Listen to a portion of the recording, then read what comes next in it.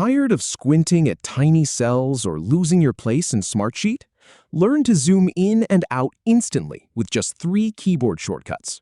In this quick tutorial, I'll show you the exact keystrokes to zoom in, zoom out, and reset your view.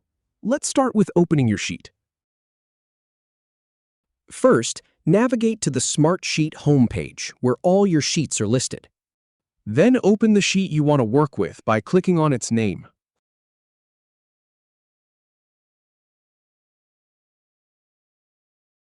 Now, hold down the Control key on your keyboard.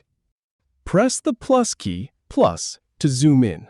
Press the minus key to zoom out. And if you ever need to reset the zoom to 100%, just press the 0 key, 0.